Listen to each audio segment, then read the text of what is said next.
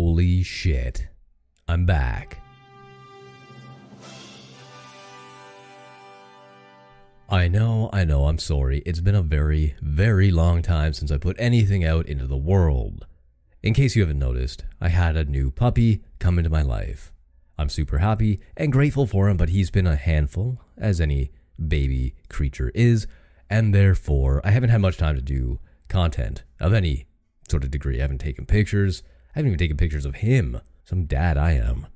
Anyway, in case you are brand new to this, my name is Casey and this is the Ominous Origins Podcast. This episode, like every other one, is still sponsored by morbidlybeautiful.com. Go check out Morbidly Beautiful right now for all your horror content needs, from interviews, reviews, top 10 lists, and everything in between. Now, this episode comes in as a listener request. Yes, a listener actually reached out to me and said, hey, I'd like to know more about this specific thing, and I wonder if you'd cover it for me. And I said, yes, one day, and that day is today. I don't want to reveal that listener's name in case they don't want their identity to be revealed out in the world, but it was a very fun email, and I'm very grateful that they reached out.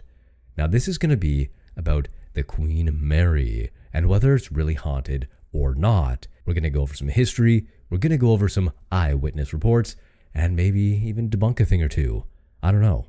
Who knows where this episode will lead? It may be long, it may be short. I don't know. It's been so long. Anyway, let's get started. Ominous. Ominous. It is an adjective.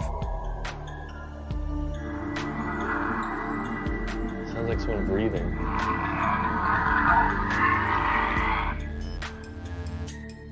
Ominous. So what is the Queen Mary? Well, it's a ship. An old ship. The RMS Queen Mary is a colossal ship that was bigger, faster, and more powerful than the Titanic, and it currently rests in Long Beach Harbor in California. This, at the time, behemoth of a ship stood at 1,000 feet, and it was originally constructed, or born if you're a ship person, at the John Brown Shipyard in Clyde, Scotland. This was back in 1930. Now, naturally, this was around the time of the Depression, so it got held up a little bit between 1931 and 1934, but she was finally finished, making her maiden voyage on the 27th of May, 1936. For 3 years, the Grand Ocean Liner hosted the world's richest and most famous people, and took them across the Atlantic, including the likes of the Duke and Duchess of Windsor, Greta Garbo, Clark Gable, David Niven, Mary Pickford, George and Ira Gershwin, and Sir Winston Churchill himself, just to name a few. Considered by the upper class to be the only civilized way to travel, she held the record for the fastest ever North Atlantic crossing. But then World War II broke out, so shit happened, obviously, and luxury travel became immediately a thing of the past. The ship was transformed into a troop ship that would become known as the Grey Ghost, which is a fitting name. During this time, the ship's capacity increased from 2,410 to 5,500, and by the end of World War II, the ship had carried more than 800,000 troops, traveled more than 600,000 miles, and played a significant role in virtually every major Allied campaign. The ship had also survived a collision at sea and set the record for carrying the most people ever on a floating vessel, which numbered 16,683. It even participated in the infamous D-Day invasion. At the close of the war, the ship began to transport more than 22,000 war brides and their children to the United States and Canada, known as the Bride and Baby Voyages. She made 13 voyages for this purpose alone in 1946. Its duty to the war was complete. The Queen Mary was refurbished and resumed her elegant cruises in July of 1947, maintaining weekly service between Southampton, Cherbourg, and New York. However, by the early 1960s, transatlantic cruises were falling out of fashion due to air travel becoming more affordable to the masses. In 1963, the ship began a series of occasional cruises, first to the Canary Islands and later to the Bahamas. However, without central air conditioning, outdoor pools, or other fancy amenities that we have now today, it kind of fell by the wayside. It was no longer really suitable for work. In 1967, the ship was redrawn from service, and after more than 1,000 transatlantic crossings, the Queen Mary retired. Very, very proudly, I might add. That same year, the Queen Mary was sold for $3.45 million to the city of Long Beach, California, for use as a maritime museum and hotel. On December 9, 1967, she made her final voyage to Long Beach, After 1,001 successful Atlantic crossings, she was permanently docked and soon became a luxury hotel that she is today. So now that the history lesson is out of the way, let's talk about what we're really here for. Hauntings and spooky, scary skeletons. That TikTok dance is in my head forever, rent-free, living unconditionally in my thoughts. Anyway, internationally recognized, the historic floating hotel and museum attracts thousands of visitors every year. It has also attracted a number of unearthly guests over the years as well. In fact, some say the Queen Mary is one of the most haunted places in the world, with as many as 150 known spirits lurking upon the ship. Known spirits. That's key here, because think about it. How many spirits are going to come and go over the course of a lifetime on a ship, especially because maybe they think it's a transport. Maybe what transports things in life acts as a transport in death as well. And maybe the Queen Mary is just that special that a lot of ghosts kind of, like to hang out there a little bit longer than they should. Now, over the past 60 years, the Queen Mary has been the site of at least 49 reported deaths, not to mention having gone through the absolute horrors and terrors of war. So it comes as no surprise that spectral spirits of her vivid past continue to walk within her rooms and hallways. Located 50 feet below water level is the Queen Mary's engine room, which is said to be a hotbed for paranormal activity.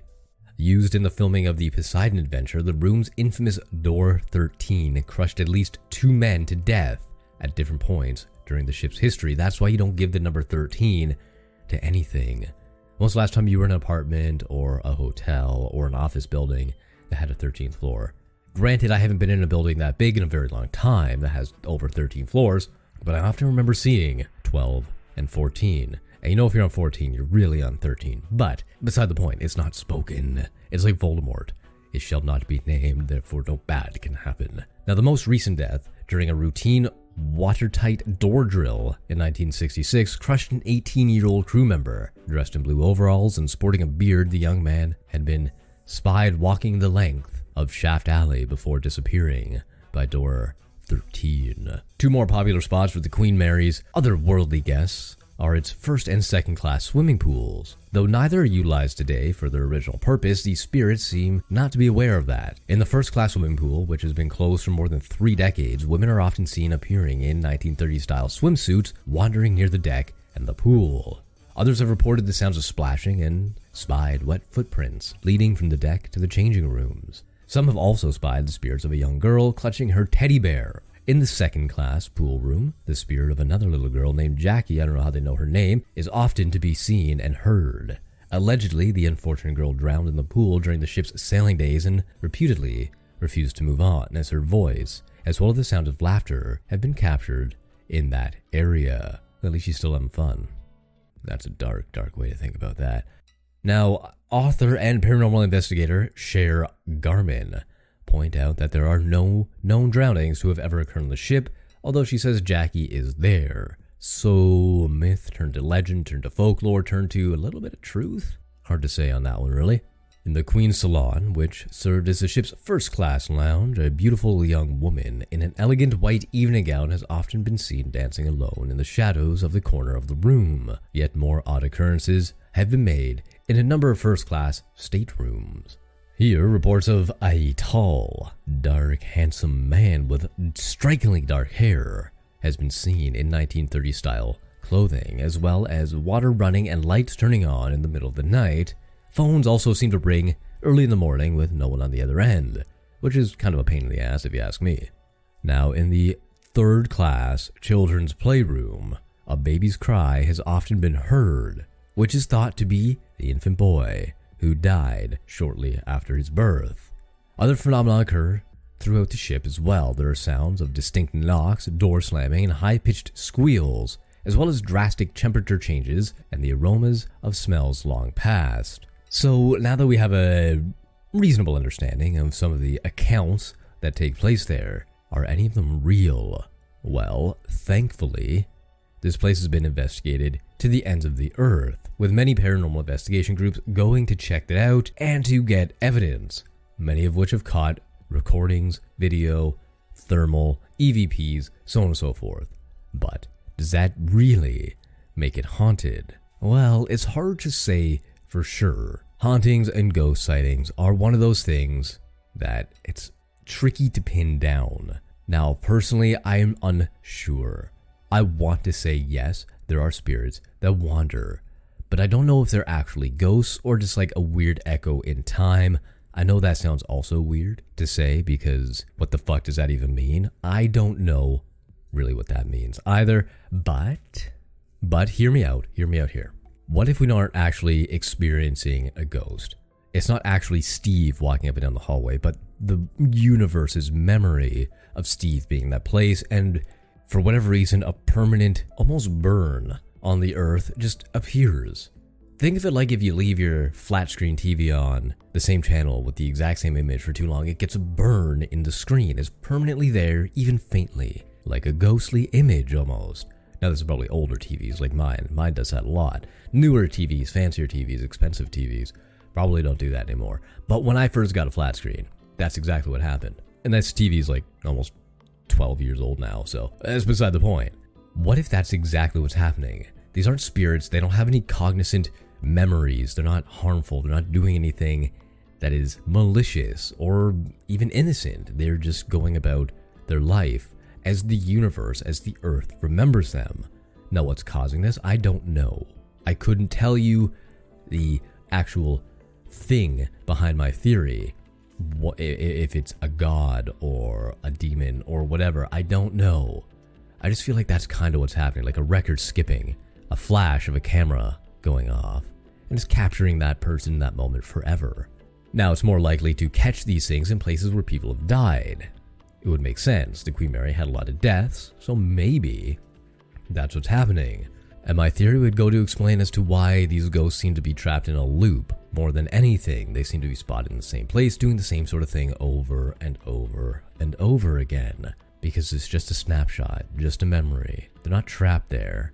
Their spirits, if there is such a thing, have long passed. I just think it's like a little movie that got burned into that location for some reason, some way, shape, or form. Now, I know this wasn't a particularly long episode this week, and I do apologize for that, as I haven't been around, as I said. However, I do plan on being back more, but I thought this would be a good little introduction back into things, a nice little short, little tidbit of an episode, if you will. I will be back, hopefully next week, if not, in the very, very near future, with a brand new episode. Once again, my name is Casey, and this has been the Ominous Origins Podcast. If you like what you heard, please feel free to leave a review on iTunes, Apple Podcasts, or a 5-star rating on Spotify. If you do leave that 5-star rating, absolutely, please let me know, and I can give you a shout out on the podcast. As well, any 5-star reviews on iTunes will get read out as well. If you do want to reach out to me, you can do so on social media, on Twitter, at HorrorShotsProd, as in production, on Instagram at Ominous Origins Pod, or on Facebook, where there have been a boatload of you liking the page lately, so thank you very much for that. And that's at Horror Shots on Facebook. So until next time.